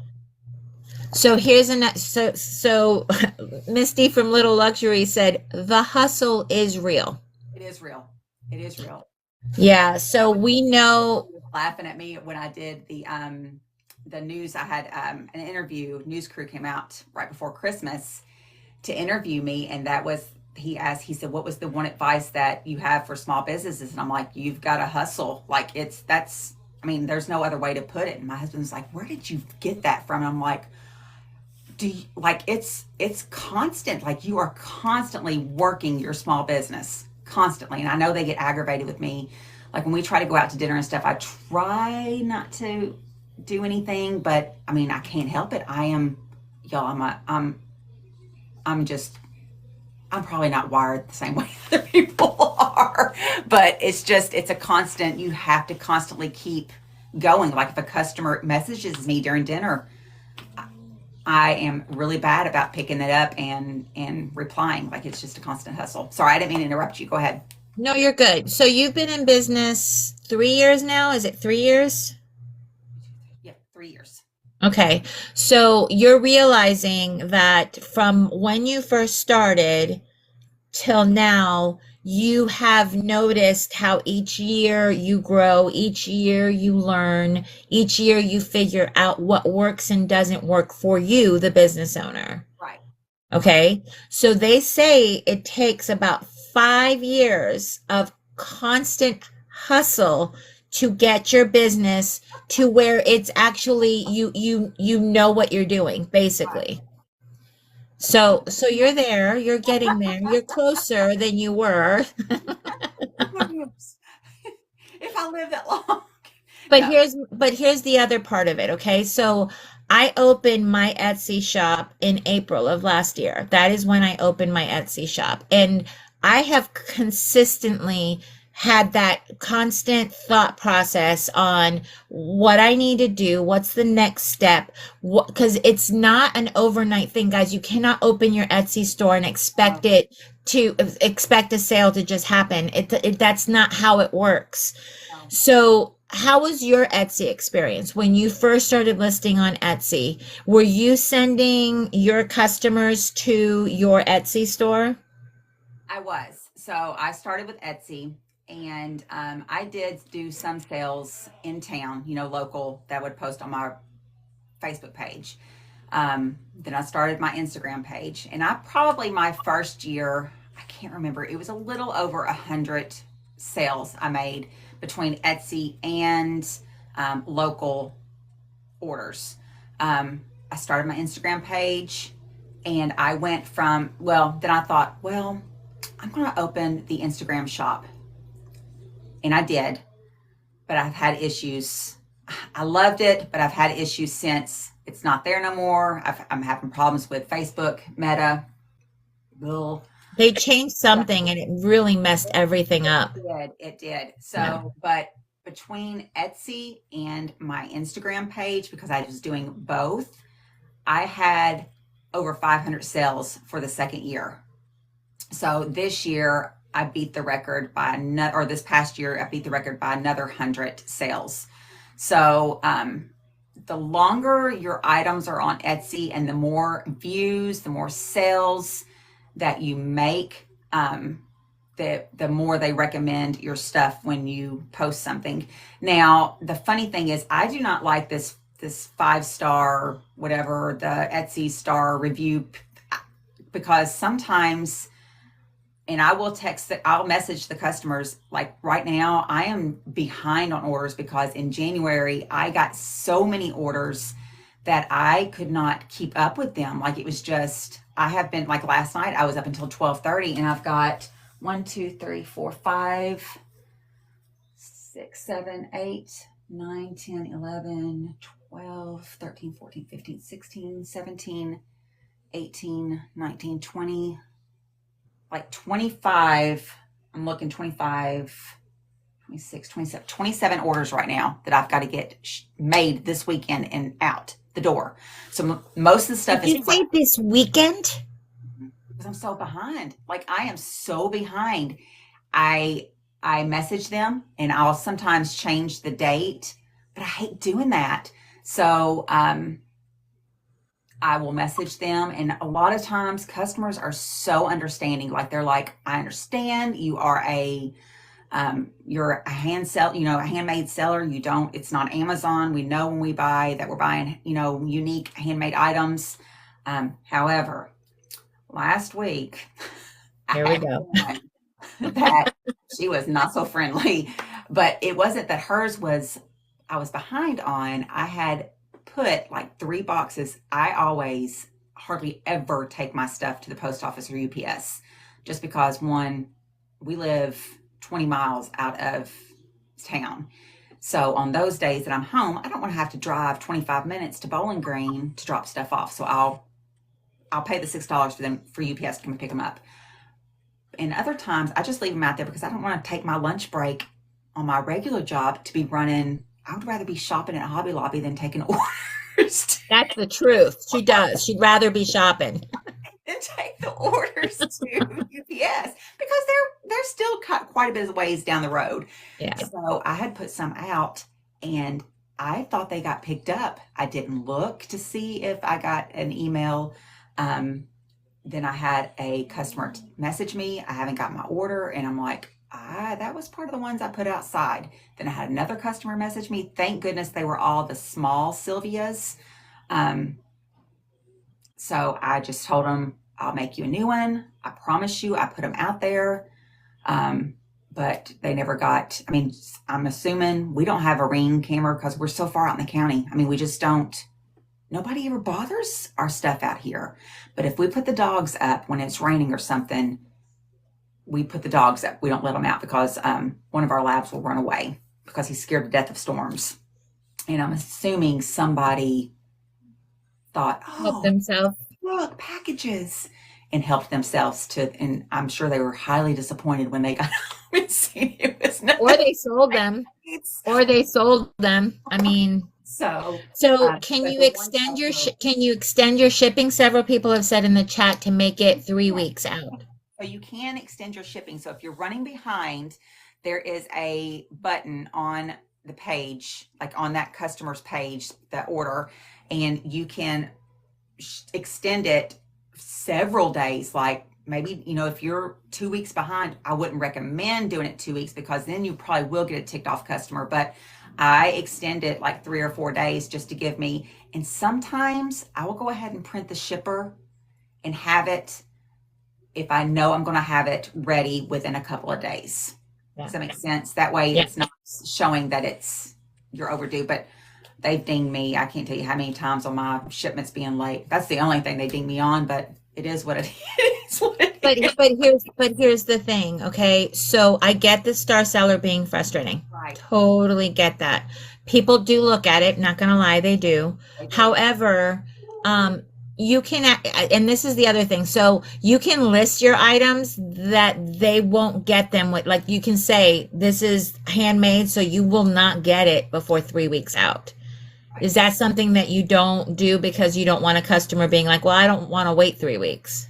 No, I have 7 to 10 days processing. It was just the issue last month. I kid you not, guys. It was like December. We had Christmas, and then it was like the next day. Like, what? You just spent all this money on Christmas. Like, where are you getting the money to buy a 24-inch wreath? Like, it was just like, bam. I kid you not. I had over 50 sales just in January alone for Sylvia, just for Sylvia. So, like, I just, She's shocked because she couldn't believe it. Because girl, January is supposed to be slow. right. It's like Christmas. I took naps for 2 weeks because it was so quiet in Christmas time. They Like, got I, Christmas money. They got Christmas money. yes. And okay, here's this is my prediction. Now, I don't know this to be true, but I'm thinking they had seen that. They asked for the money for it for Christmas. They got the money and then shopped. There you go. There you go. That's Yep. what happened. Just like, oh, I'm gonna get that. So So not Mary but says she changed hers, the shipping date, like how long it takes, and it hasn't affected her sales. And she makes the attachments. That's what, right, right, and that takes her time because of other reasons, but it takes her time, right. and it hasn't affected her star seller status. So you might want to adjust that just because you are so busy, which is a good problem to have. No, but I just hate for people to be like, oh, that one. People pleaser. There it goes. Look at her face. That's the people pleaser. Sorry. I You're am. like, watch me on TikTok. I'm an Energizer bunny. I'm making them. I promise. That's what somebody said on my Instagram page, the page where I did the 9 hours and 30 seconds day. She was like, it's too fast. And I'm like, girl, if I tried to post that any slower, like it would not fit on TikTok. Like it's a lot. It's a lot. So, You had mentioned in that video saying you noticed that I had lunch. Can I tell you that I didn't see your lunch? you didn't I see don't it. know. And I watched it several times to see if I could catch it, and I couldn't. It was in a bowl next to me, next to the I'm glue like, I saw for a nothing. hot I minute. saw nothing. I'm glad you eat, though. I am glad you eat. Oh, too funny. So, okay. So, in posting things, like several people say they don't like the fast videos, and that's okay. That video's it's not made for you to learn anything, or it's made for fun to show just like the process. But you had mentioned that YouTube is definitely something you're looking into doing for people to be able to watch things that you Yes. do. Yes. So I am Yeah. starting that. I've got it up and like I haven't posted anything yet, but I did my first DIY, do it yourself. Yeah. DIY. I had to say that in my head. Sorry. Uh-huh. Color. I knew you were going to go there. I'm like, don't touch your hair. So I did the first one. I had seen a lot of the girls that I follow over on Instagram that do stuff for me. We go back and forth. I've got two influencers over there that I've got to send wreaths to, but they bought all these bunny boxwood topiaries off Amazon. Well, you guys, do you know how much money they spent on those? Because they're good sized bunnies. And I went to go look at the prices on them and they're sold out. Like those influencers sold those things out. But I'm like, those are so easy to make. Like for people that are like, oh, they're sold out. I can't get it. And I was like, that was it. With it being so close to Easter, I thought that would be a really good first tutorial to do, Yeah. introduce the to the YouTube page. So I did that this week. I didn't realize when you do YouTube that you video this way and not this way. Oh, So everything is videoed this way, but it is what it is. I'll fix it. It's just, it's hard. Everything else is this way. TikTok, Instagram, Facebook. But TikTok now wants you to do it this way. I don't like it that way. I feel I like know. it's not I off. know. I know. So um, the next one I'll learn as I go. So People will still watch it. Don't worry about that. People will still watch it. I mean, if you watch some of the real talks, I used to just pull the video right off of TikTok and post it. And then my husband came in and he goes, I can make it better. I'm like, okay, you make it better. You go, if you're willing to help out, I'm happy to hand that over to you. That is not my strong suit. right. But I am the type, like Terry would help me all the time if I'd let him, but I am such a do it myself person. Like he's like, if you just show me what you need with this wreath or how I can do this wreath, and then if I see him not doing it right, it's just like the coffee filter wreath. He was determined that he was going to learn how to make that coffee filter Because wreath. it takes so long. It takes so long, and he was being helpful, and he started one, and it was terrible. Like there was so much glue and they were all winky wonky, and I was like, I cannot. So I tore that wreath apart and I started working on it myself. So when he got home, he was like, oh, was there something wrong with my wreath? And I'm like, yeah, like it looked like a kindergartner made it. He's like, are you kidding? So I ended up fixing it, but he made me sit down with him that night and show him exactly how much glue I use, how I attach them, and everything. So he learned, and it's helpful. It's helpful when he can do stuff like that versus me just doing it on my own, because he's a pretty, he likes to, I mean, he's a pretty hands-on guy. He's a maintenance guy, so he's a hands-on So guy. he just needed more information, more hands-on showing and working it out. Yeah, I get that. I get that. Kevin's the same way. He's willing to help with whatever I want. He is the best bow fluffer now. He knows how to put his fingers along the wire and make sure everything is looking pretty. And he's so proud of himself. Like he'll walk up to one of my wreaths and go, "Oh, this one needs a little fluffing." That's so But I needed him to help me because when we set up our craft show, my girlfriend couldn't come, and she was the one that would run through and make sure everything was fluff. But he learned, and I'm like, you need to be more involved in this business. And then he tells me you need to change the name of the business to include me, and I'm like, I'm not changing the name of my business. That is not happening. I love you though. thank you. I'm like, I love you though. It's okay. They can be involved. They really Yeah, can be. yeah. But let me ask you this. So the coffee filter wreath, you had mentioned that you were also going to share how that's done Yes. because it is such an intricate process. And it is going to be a smaller version because I had started to make, well, I was going to video me making the last one that I did, but it takes so long and I'm so behind. I just didn't do it. So I'm going to do, Right. I told Terry, I said, I'm going to do a smaller one, and I'm going to take my time, video when I'm working on it, you know, and then work on other things when I need to work on them, and then go back to it because it does take so long. So I'm just going to take my time on that one. So it's probably going to be a few weeks before that one does get posted, Right. but Right. it'll eventually get posted. Mary just asked, where did you get your business name from? I just ran through business names in my head. I liked the whole, I'm in Kentucky. It's the bourbon state, even though I don't drink. It's You don't need to. I don't need to. Y'all look at this. This is all naturals.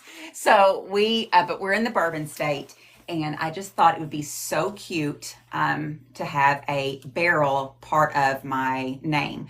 So my friend Mark in Springfield, Missouri, he calls it Barrel of Monkeys. He's like, "How's your Barrel of Monkeys going?" But I really liked it. I haven't changed my logo or anything from the day that I created all of it. So I just, just kept running through things and everything. See, and I thought it had something to do with your horses. So No, there's that. no, it doesn't. So there's that. See, and I'm glad that Mary asked that because you're right. You know, how you come up with your business name says a lot. You know, it says, for me, I mean, I've shared it, but for me it was I'm growing up, I hated that I never could find anything with my name on it. Right.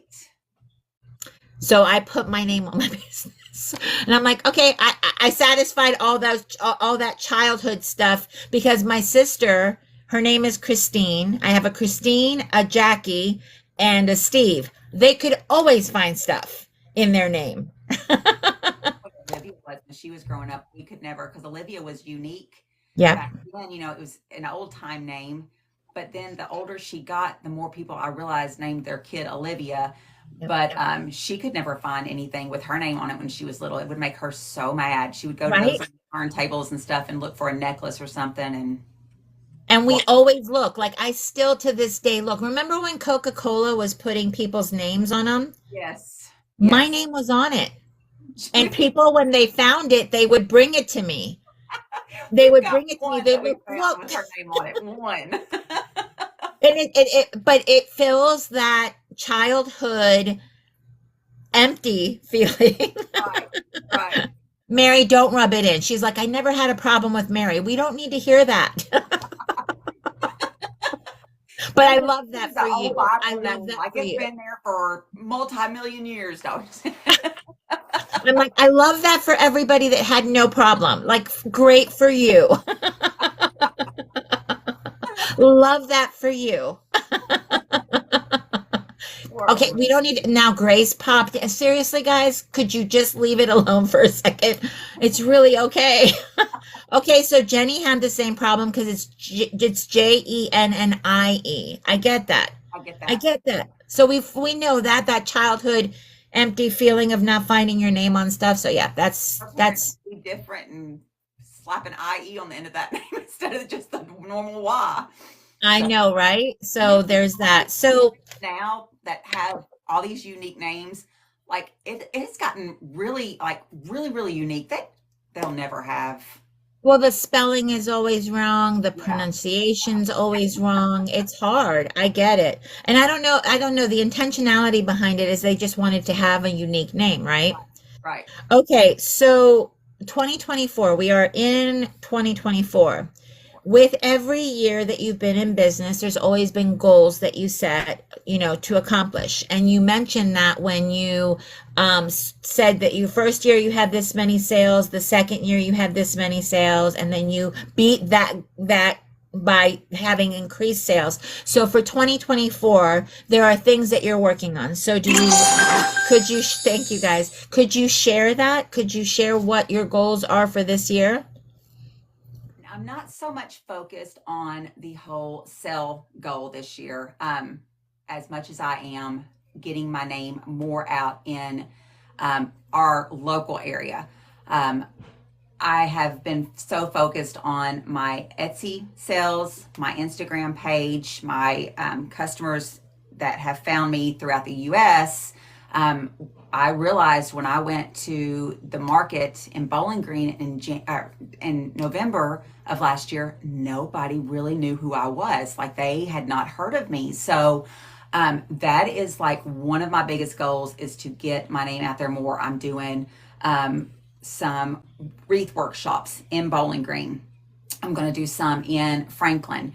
I am doing the Gypsy Moon Market again, and I've already applied for the Christmas one. So I would really like to be like that staple wreath person that is there every year. Like they've got other vendors that they just keep bringing back every year. I eventually I'm going to go to a few of the larger businesses and kind of see if they would like to have a wreath on their door just to kind of get out there and get my name out there. Probably more so in Franklin. I kind of worry in Bowling Green. A lot of people don't put stuff in their on their doors in Bowling Green because they worry about people taking them off. So that will probably be more towards the Franklin side. I am going to be working with a couple of influencers. I've already got them lined up on Instagram, and I'm sending them a Sylvia wreath. Hopefully, I'll get theirs done by this week so they can use it for their spring, summer videos when they start to do those. One of them has, Angela, yeah, Angela, you're working with influencers that sell out things. well, these are smaller. Terry is going to have to learn. Terry is going to have to learn. These are smaller on the smaller scale influencers. I started with those first because I don't Okay. know how the bigger ones. I'm always like really afraid to reach out to them because I'm afraid like I don't know if they want money on top of what you, I don't know how they do it, like the million But dollar you ask. followers. You just ask. You just Just ask. ask. You ask. The one of the girls that I'm sending one to, she does have over 100,000 followers. So That's awesome. that's, yeah, that's awesome. So then I think the other one has like 58,000, but I don't just look at their followers. I looked at how many views they get on their reels, how many likes they get on their photos, how many people are interacting with them. Because the more interactions they have on their videos, the more people see my product. You can have, like, I am living proof, like, Instagram has, with small businesses over there, um, they are constantly rearranging things. I wish they would leave it alone. But they are constantly, like, all of us business girls over there are always like, oh my gosh, they've done something else again, because now my pictures aren't getting seen by half the people. And they say only post once a day, but the more I post, the more people see. So it's really frustrating for businesses. So um, it doesn't matter how many followers you have. It's the content that you put out. It's how much content you put out. It's what they are wanting to, look at, what they're wanting to get information and stuff on. And The engagement. They the, need to engage. right, Yeah. right. So So somebody in the chat asked, how is your local market? there is one other wreath maker here. She just started maybe a year or two after I did. But she just mainly does on Etsy and just people that she knows in the area. Her business is not as big as mine has grown over the past couple of years. Like, she still is trying to get her Etsy page is growing, which is good for her, but locally she's not growing much more than I am. So I'm trying to get out there and get that done before. So basically you're challenging yourself is what I'm Yes, hearing. You're yes. challenging yourself so that when somebody thinks of a wreath, like, here's a funny story, just really quick. I was out taking pictures in my front yard of an item, and a lady that lives up the street pulled up and she goes, "Are you the wreath lady?" See, yeah.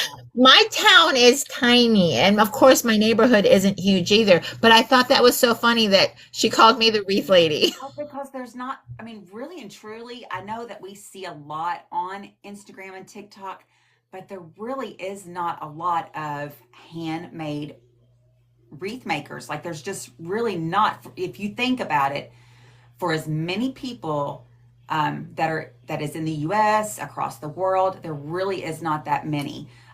You can go all day long to Hobby Lobby or any of the other big box stores, and you can buy they all have it priced for $75, and then they'll mark it 50% off. But I call those, so my brother works my family has always done vacuum cleaner sales.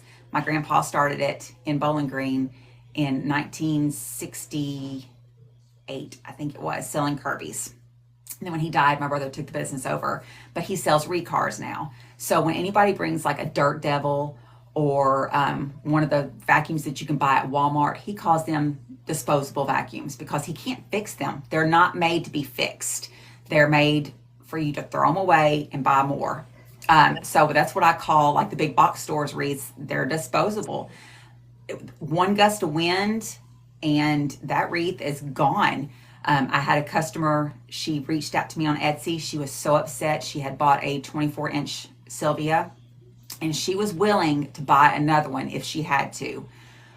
But she wanted to see if there was anything she could do to fix the one she had. A gust of wind got a hold of it. It was really bad. They weren't home for her to bring it in. And it had to have been like really, really bad storm, because that 24 inches kind of heavy. And it threw it across the yard, and it snapped the foam in half. So it was broke. And I worked her through teaching her I said, go get you some hot glue, get you some floral pins, glue the center of that foam, stick it back together. I said, and then take your floral pins and dip them in the glue and then start sticking them into the foam with the glue on them, and that's going to help to adhere all of that together. So she fixed it on her own, and she was so excited. But she was either going to send it back to me and see if I could fix it, and if I couldn't fix it, she was going to buy another one because she loved it so much.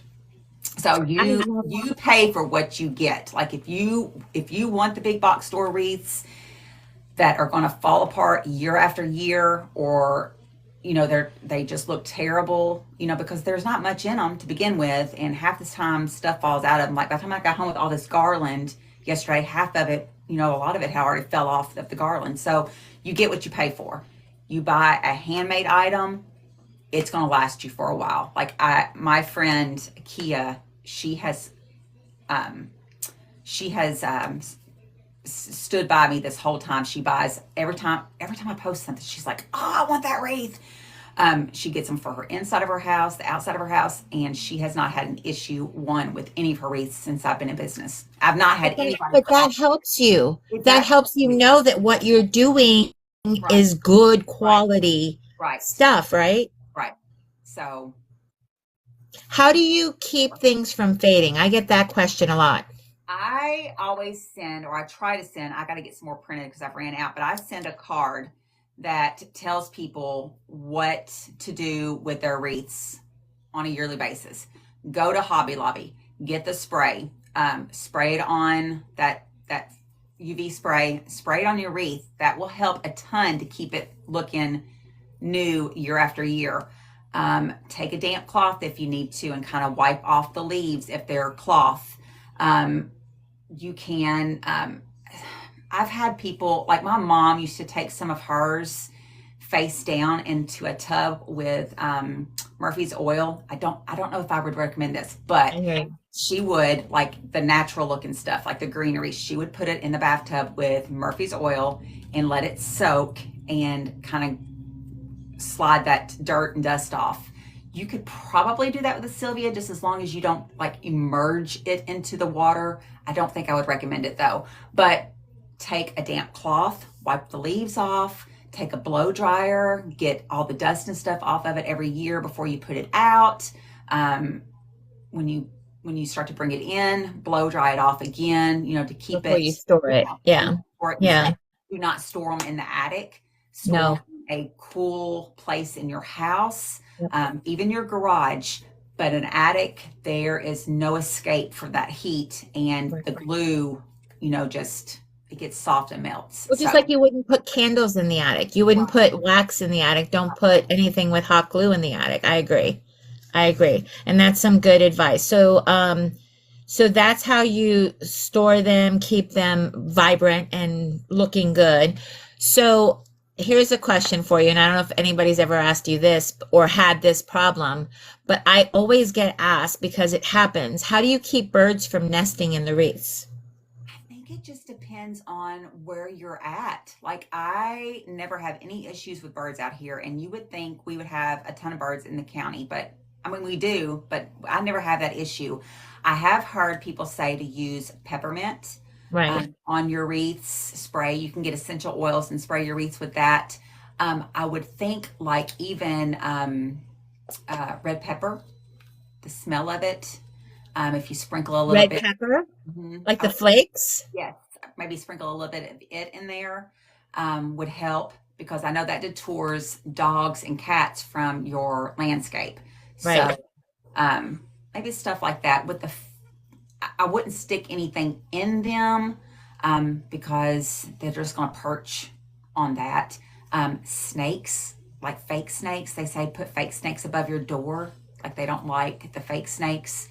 And you can paint your roof of your porch sky blue.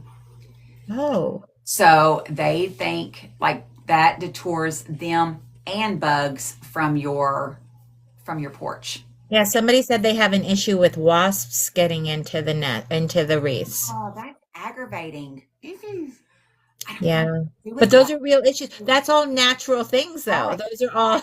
I would just, if unless there is a baby bird nesting in that wreath, I would just, it won't hurt it. Like the Sylvia, there's enough foam back there behind all the greenery, that I know that I've had some customers that will send me pictures of birds with their nest, and there's baby birds in it, and they I've leave gotten them, so pictures they, too. so they fly off, and then they, dust them out and stuff. So I don't know how, I mean, unless they're like picking your wreath apart, I don't know if it would, I don't know how much it hurts your wreath. I've never had that issue here, so Yeah, well, that's the thing though. And here people were asking me, and I make mesh wreaths.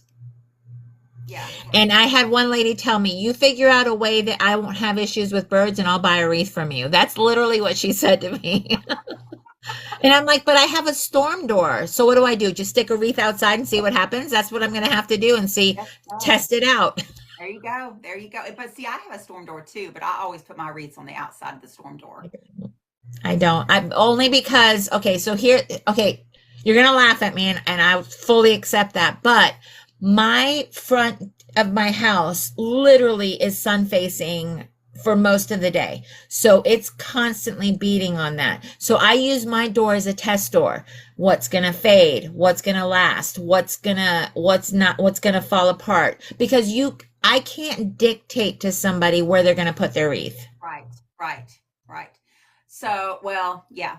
I try to tell, like, if anybody asks, like, especially like those from Arizona, because it gets so hot out there and a lot of them have screen doors. I never recommend a wreath with glue to them because there is so much heat, because we get a lot of sun facing our door too. There is so much heat that Between the doors. generates between those two doors. I always tell them a door hanger is, I know it's not as pretty, but if they don't want to put a wreath on the outside of their door, but even some of those people, even if they put it on the outside of their door, it's so hot out there that it still melts their wreaths. But I try to tell them to do a door hanger because I do not glue anything into my door hangers. Everything is stapled in. Like I stapled the bows, the And hanging, those are just the wood, the flat wood. the flat wood. Yeah. Yeah. Yeah. So Yeah. And that's a good suggestion. And you do some really unique stuff, some very personalized stuff, don't you? yes, yeah. Yeah. Like, have you gotten into making people's names and stuff like that or no? I have done some. Yes, for Okay. Yeah. Because that's a sale is a sale is a sale, guys. go out there and get pictures of it and put it on the page. I mean, they were asking, so Yep. well, Yep. it is what it is. So Mary says UV spray does nothing in high altitude environments like northern Utah. The fading is real. That's Yeah. terrible. Yeah, so that's one of those things though. And here's the caveat to that, right? I mean, as a person who makes wreaths, right? Before I made wreaths was never something that I was like, I'd go to stores and I'd be like, I'm not going to pay that knowing it's disposable because you can see the quality or the lack thereof. So I'm not going to buy that. So that's why I started making my own and it ventured from there. But at the same time, I don't like you drive. Have you driven neighborhoods and seen what people are hanging on their doors? Um, I do sometimes, or I'll say, or Terry and I'll drive by and I'll say, they don't have a wreath on their door. Maybe I should go put my card in their mailbox. But then I'm afraid I'll get in trouble. And you have your information. You have no deniability. You're like, nope, I did that. That was me. Well, what's Sometimes. funny is your family starts noticing what people are hanging on their doors and they're like, Mom, they really need one of yours, or honey, they really need a wreath from you. And I'm like, well, what am I supposed to do? Be a door-to-door wreath salesperson? Hey, I got a wreath in Sales my are car that out. you might want. Let me go get it on your door. Like the other thing, there's a girl that on Instagram, she gets so wired about the size of wreaths that people put on their door. That is not my concern. If you want to put a 24-inch Sylvia on a 18-inch door, you go right ahead. If you want to spend that kind of money, I'm not going to dictate what size you need to put. Um, as long as, I mean, the only thing that I had to do on my Etsy shop was somebody had bought the miniature, the 10-inch Sylvia, and then they left like a 2 or 3 star review saying that they didn't realize how small 10 inches was. What do you do with that? What common sense isn't common. So I was like, okay, I had side by side pictures of the 10-inch, 14-inch, and then the 14-inch to the 18-inch, and the 18 to the 24. I had side by side pictures.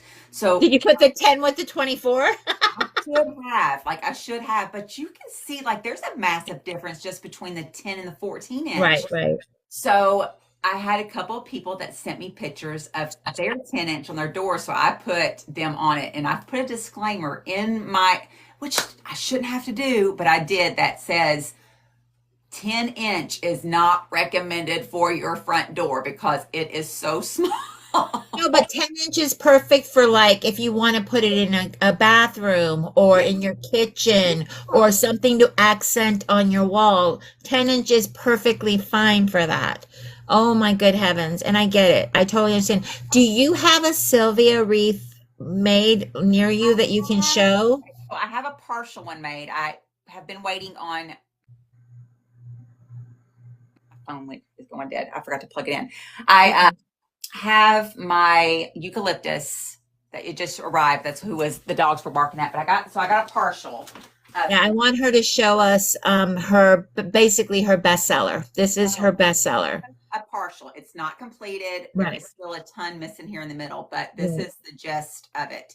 So now that the other eucalyptus is in, I will go in and fill all this in with the longer leaf Now, eucalyptus. what size is that? This is a 14. That's the 14 inch. Now, mind you, she paints that, guys. They don't come painted like that. She paints them.